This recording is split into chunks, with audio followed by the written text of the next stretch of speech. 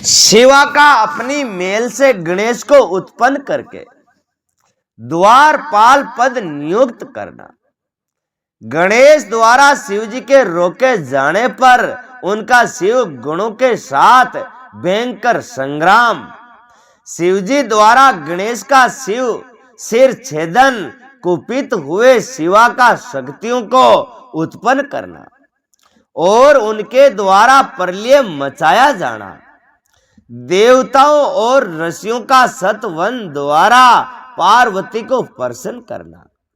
उनके द्वारा पुत्रों को जिलाए जाने की बात कही जाने पर शिव जी के आज्ञा अनुसार हाथी का सिर लाया जाना और उसे गणेश के धड़ से जोड़कर उन्हें जीवित करना। ये अध्याय आपनो बे चाली गणेश जी को। हाँ। सो जी कहते हैं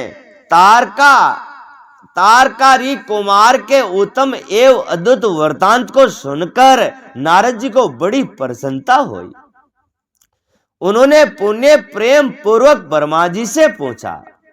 नारद जी बोले, देव आप तो शिव संबंधी ज्ञान के अथांग सागर है। प्रजानाथ मैंने स्वामी कार्तिकेय के सद वृतांत को जो अमृत से भी उत्तम है उन्हें सुन लिया। अब गणेश का उत्तम चरित्र सुनना चाहता हूं।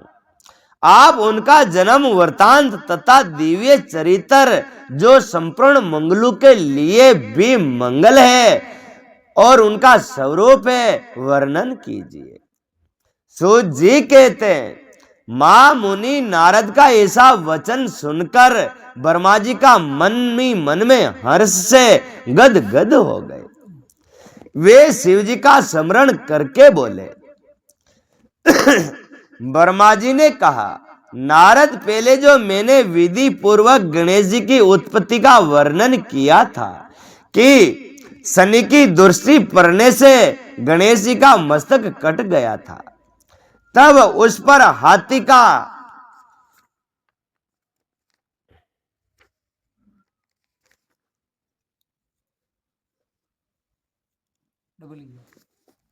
डबल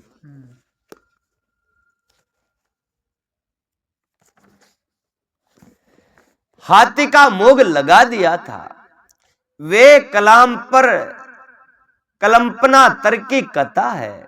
अब सवेते कल्प में घटित हुई गणेश जी की जन्म कथा का वर्णन करता हूं, जिसमें कृपालु शंकर ने ही उनका मस्तक काट दिया था। मुनि, इस विषय में तुम्हें संदेह नहीं करना चाहिए, क्योंकि भगवान शंभु कल्याणकारी सृष्टि करता और सबके स्वामी है। वे ही सरगुण और निर्गुण भी है। उनकी लीला से सारे विश्व की सृष्टि और रक्षा और विनाश होता है। मुनि श्रेष्ठ, अब प्रस्तुत विषय को आदर पूर्वक श्रवण करो। एक समय पार्वती की जया और विजय नाम वाली सखियां उनके पास आकर विचार करने लगी। सखी सभी गण रुद्र के ही है। वे कही, क्यों सके ये जितना भी गण है ना, ये सब रुद्र देवता का, आपने तो कोई है ही कौन, ये तो कई स्कॉट वाला, आपने तो कोई एक ही कौन है, आपने भी एक इश्यू बनाना चाहो। नंदी बुरंगी आदि जो हमारे हैं वे भी शिव के ही आज्ञा पालन में तबतर रहते हैं। आपने एक दो दिदोड़ा अपने में तो वहां की उड्डो मांका नहीं रहे। जो असंख्य प्रथम गण है उनमें भी हमारा कोई गण नहीं है। वे सभी शिवा आज्ञा प्रायण होकर द्वार पर खड़े रहते हैं।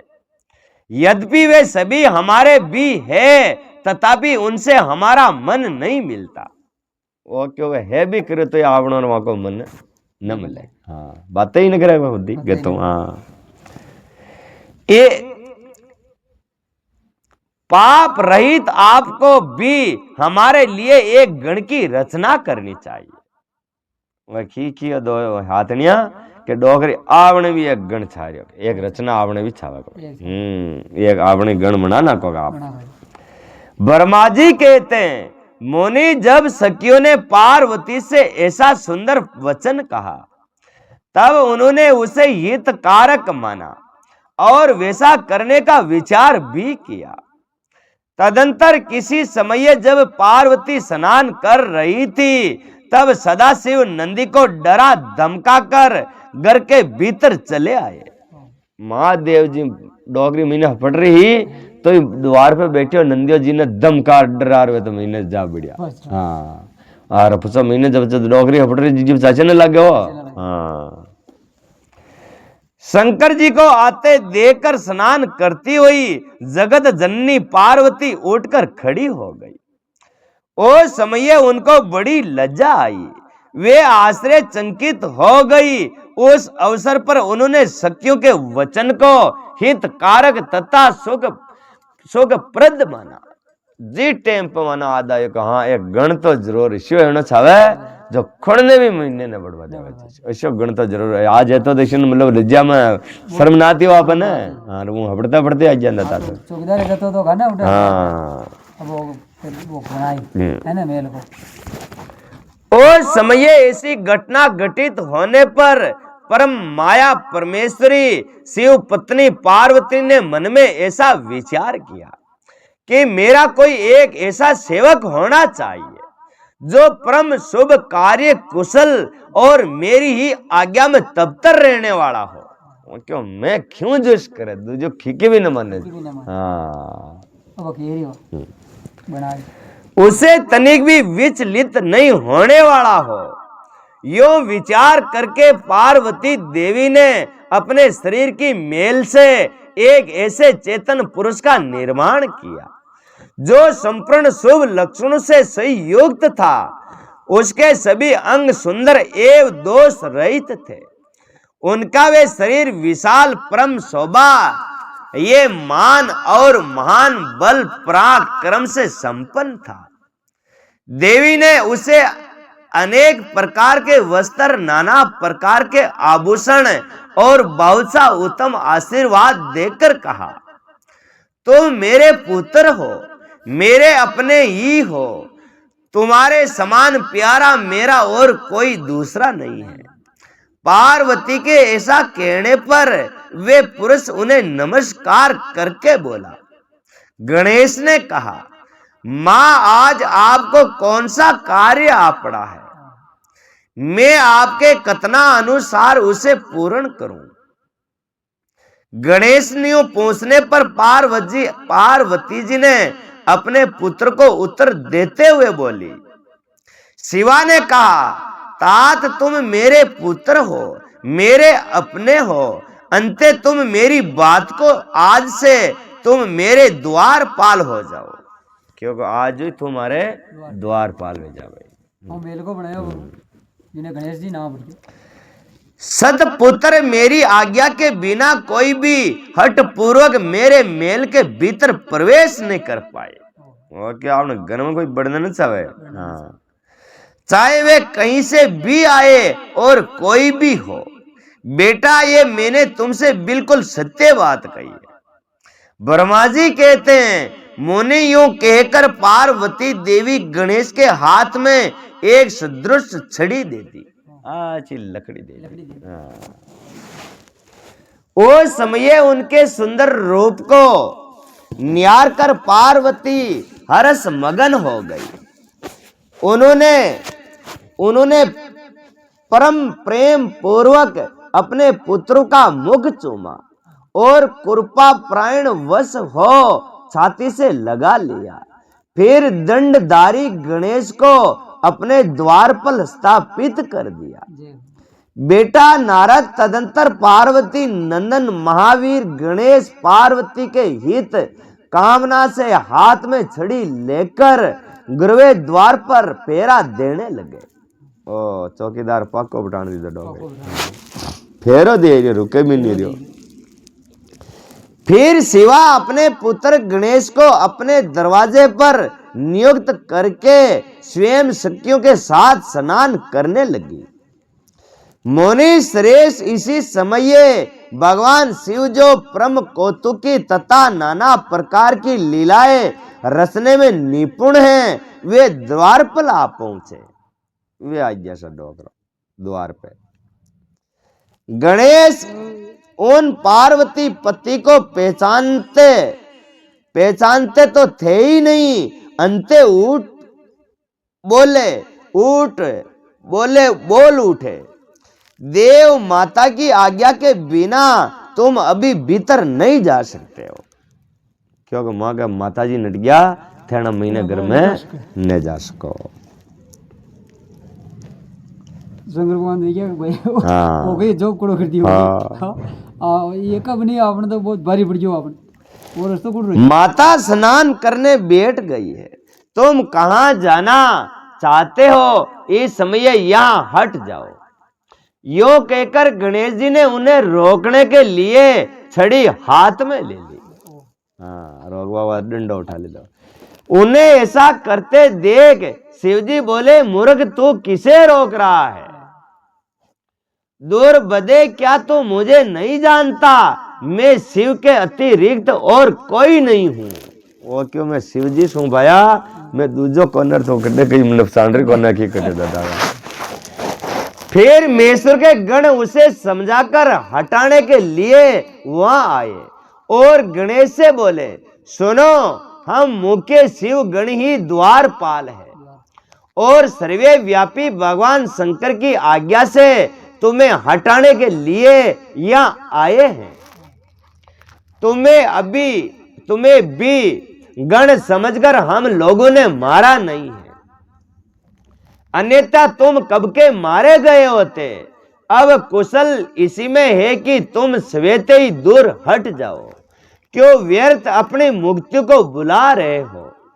ब्रह्मा जी कहते हैं, मुनि यो कहकर के जाने पर गिरजा नंदन गणेश निर्भय ही बने रहे। उन्होंने शिव गणों को फटकारा और दरवाजे को नहीं छोड़ा। तब उन सभी शिव गणों ने शिव जी के पास जाकर सारा वृतांत कह सुनाया। वो के बाबूजी वो न हटे के वो तो बेस मनु दो फाड़ दिया ठुक गयो बस। हाँ, हटी को नहीं। मोने उसे सब बातें सुनकर संसार के गति स्वरूप सरदूत लीला विहारी महेश्वर अपने उन गुणों को डांट कर कहने लगे। वे तो ही डॉक्टर था को हिट्टी करने की भाया। महेश्वर ने कहा, गणों ये कौन है जो इतना ऊंचे खल होकर शत्रु की भांति बक रहा है? वो गाले खाती नहीं भी मन। इस नवीन द्वारपाल को दूर भगा दो। तुम लोग नपुंसक की तरह खड़े होकर उनका वृतांत मुझे क्यों सुना रहे हो? वो क्यों था डर आ गया, अरे वही वातावरण मैंने खेल आ गया, मन जार हटाओ। विचित्र लीला रचने वाले अपने स्वामी शंकर के यूं कहने पर वे सभी गण पुण्य वहीं लौट आए। तदंतर गणेश द्वारा पुण्य रोके जाने पर शिवजी ने गणों को आज्ञा दे दी कि तुम पता लगाओ ये कौन है और क्यों हमें रोक रहा है। क्या कई लेनो देनो, अरे मगे घरे जाता न मन करो। हाँ, मगे घरे जाता न काम का रोके, अरे मारा भाई तुम्हारा ऐसा कह रहा है। गणों ने पता लगाकर बताया कि ये श्री गिरजा के पुत्र है तथा द्वारपाल के रूप में बैठे हैं। अब लीला रूप शंकर ने विचित्र लीला करनी चाहिए तथा अपने गुणों का गर्व भी गलित करना चाहा। भगवान कई लीला की वहां जतरा भी गण है वहां को भी वो मतलब मुंह चोर चोर कर बचाया। हाँ, वहां को और वहां को लारे जो गण हनी वहां को भी मान चोर रह जाए। अतरा दिन जान रहे माँ को मुड़ कर कोई कोने, माँ को मुड़ कर कोई कोने, तो वने भी निगे पड़ जाएगी वो अपन से कोने। हाँ हाँ, को गर्भ गलाबा की बात है यो सब भगवान वन बातें आ गया वहां का गणा ने। इसलिए गणों को तथा देवताओं को बुलाकर गणेश जी से भीषण युद्ध करवाया, पर वे कोई भी गणेश को पराजित नहीं कर सके। तब स्वयं शूल पाणी महेश्वर आए और गणेश जी ने गणेश जी ने माता के चरणों का स्मरण किया, तब शक्ति से उन्हें बल प्रदान कर दिया। तभी देवताओं शिव जी के पक्ष में आ गए और युद्ध हुआ। अंत तो गत्वा स्वयं शूल पाणी मेश्वर ने आकर त्रिशूल से गणेश जी का सिर काट दिया। जब ये समाचार पार्वती को मिला तब वे क्रुद्ध हो गई और बहुत सी शक्तियों को उत्पन्न करके उन्होंने विचार किए, उन्हें प्रलय करने की आज्ञा दे दी। वो कई शक्तियों ने बोला और नौकरी क्योंकि जवर इधर से प्रलय कर दो। हाँ, आपने चरण मारने की है। हाँ, उल्ट फुल्ट कर दो। फिर तो शक्तियों के द्वारा प्रलय मचाई जाने लगी। उन शक्तियों का वे ज्वाला मान तेज सभी दिशाओं को दंग सा किए डालता जा रहा था। उसे देखकर सभी शिव गण भयभीत हो गए और भगवान भागकर दूर जा खड़े हुए। मोने इस समय तुम दिव्य दर्शन नारद वहां आ पहुंचे। तुम्हारा वहां आने का अभिप्राय देव गणों को सुख पहुंचाना था। तब उन्होंने मुझ देवताओं सहित शंकर को प्रणाम करके कहा कि इस विषय में सबको मिलकर विचार करना चाहिए। तब वे सभी देवता मुझ महान के साथ सलाह करने लगे कि इस दुख का सहन कैसे हो सकता है। फिर उन्होंने निश्चय किया कि जब तक गिरजा देवी कृपा नहीं करेगी जब तक सुख प्राप्त नहीं हो सकेगा। जब विषयों में और विचार करना व्यर्थ है, ऐसी धारणा करके तुम्हारे सहित देवता और ऋषि भगवती शिवा के निकट गए और क्रोध की शांति के लिए उन्हें प्रसन्न करने लगे। उन्होंने प्रेम पूर्वक उन्हें प्रसन्न करते हुए अनेक स्तोत्रों द्वारा उनकी स्तुति करके बारंबार उनके चरणों में अभिवादन किया।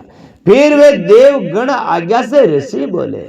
देव ऋषियों ने कहा, जगदम्बे तुम्हें नमस्कार है, शिव पत्नी तुम्हें प्रणाम है, चंडिके तुम्हें हमारा अभिवादन प्राप्त हो, कल्याणी तुम्हें बारंबार प्रणाम है, अम्बे तुम्ही आदि शक्ति हो, तुम्ही सदा सारी सृष्टि की निर्माण करनी पालिका शक्ति और सार करने वाली हो। देवेश्री तुम्हारे कोप से सारी त्रिलोकी विफल हो रही है। अंते अब प्रसन्न हो जाओ और क्रोध को शांत करो। देवी हम लोग तुम्हारे चरणों में मस्तक झुकाते हैं। ब्रह्मा जी कहते हैं, नारद यूं तुम सभी ऋषियों द्वारा स्तुति किए जाने पर भी परा देवी पार्वती उनकी और क्रोध भरी दृष्टि से ही देखती रही। उन्हें रेस आती किंतु कुछ कहा नहीं। तब उन ऋषियों ने पुण्य उनके चरण कमलों में सिर झुकाया और भक्ति पूर्वक हाथ जोड़कर पार्वती से निवेदन किया। ऋषियों ने कहा, देवी अभी सहार होना चाहता है, अंते क्षमा करो। अंबिके तुम्हारे स्वामी शिव भी तो यही स्थित है, तनिक उनकी ओर तो दृष्टिपात करो। हम लोग ये ब्रह्मा विष्णु आदि देवता तथा सारी प्रजा सब तुम्हारे ही हैं और व्याकुल होकर अंजलि बांधे तुम्हारे सामने खड़े हैं। परमेश्वरी इन सबका अपराध क्षमा करो। शिवे अब हमें शांति प्रदान करो। स्तुति और देवता लोग वहां के सामने खिद्दी। ब्रह्मा जी कहते हैं, मोने सभी देव ऋषियों कहकर अत्यंत दीनता भाव से व्याकुल हो हाथ जोड़कर चंडिका के सन्मुख खड़े हो गए। उनका ऐसा कथन सुनकर चंडिका प्रसन्न हो गई। उनके हृदय में करुणा का संचार हो आया। तब वे ऋषियों से बोली। देवी ने कहा, ऋषियों यदि मेरा पुत्र जीवित हो जाए और वे तुम लोगों के मध्य पूजनीय मान लिया जाए तो सार नहीं होगा। वो क्यों मारो छोरो जिंदो हो जावे और थांको सबू पहली पूजन्य मारो छोरो होगा चारो जीजे मैं ये परले काल ने रोको दीजिए द्वाड़ो ओटी हो तो पहले यही होता। जब तुम लोग उसे सर्वीय अध्यक्ष का पद प्रदान कर दोगे तभी लोक में शांति हो सकती है, अन्यथा तुम्हें सुख नहीं प्राप्त हो सकता। ब्रह्मा जी कहते हैं मुनि पार्वती के युग कहने पर तुम सभी ऋषियों ने उन देवताओं को पास जाकर सारा वृतांत कह सुनाया। वो क्यों भाई दो आखिरी दर्शन कह रही वहां को सौरव पे जिंदो है और वन नियम आप बादशाह बनाओ अपना हारा कोई जिज्ञत जार वो काम तो मैं वो पढ़ लेना न रोक के सुनकर इंद्र आदि सभी देवताओं के चेहरे पर उदासी छा गई। वे शंकर जी के पास गए और हाथ जोड़कर उनके चरणों में नमस्कार करके सारा समाचार निवेदन कर दिया। देवताओं का कथन सुनकर शिव जी ने कहा ठीक है, जिस प्रकार सारी त्रिलोकी को सुख मिल सके वही करना चाहिए। अंते अब उत्तर दिशा की ओर जाना चाहिए और जो जीव पहले मिले उसका सिर काटकर उस बालक के शरीर पर जोड़ देना चाहिए। ब्रह्मा जी कहते मुनि तदंतर शिव जी की आज्ञा का पालन करने वाले उन देवताओं ने वे सारा कार्य संपन्न किया। उन्होंने उस शिशु शरीर को दो पहुंचकर विधिवत उसकी पूजा की। फिर वे उत्तर दिशा की ओर गए। वहां उन्हें पहले पहले एक दांत वाला एक हाथी मिला। उन्होंने उसका सिर लाकर उस शरीर पर जोड़ दिया।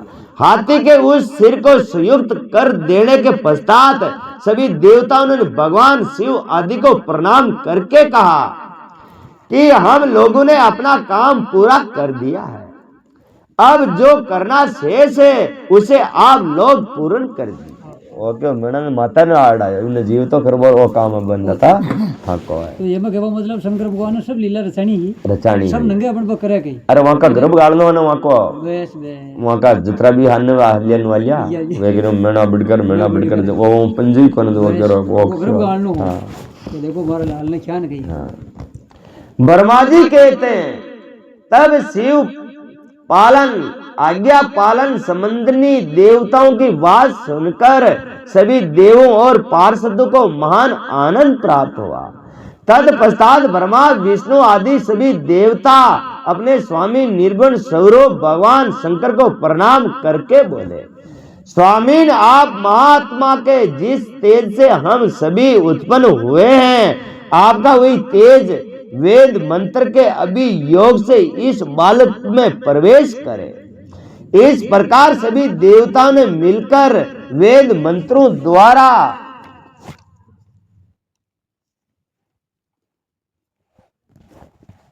जल को अभिमंत्रित किया।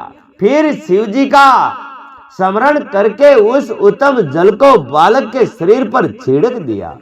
उस जल का स्पर्श होते ही वे बालक शिव इच्छा से शीघ्र ही चेतना युक्त होकर जीवित हो गया और सोए हुए की तरह उठ बैठा और वे सौभाग्यशाली बालक अत्यंत सुंदर था।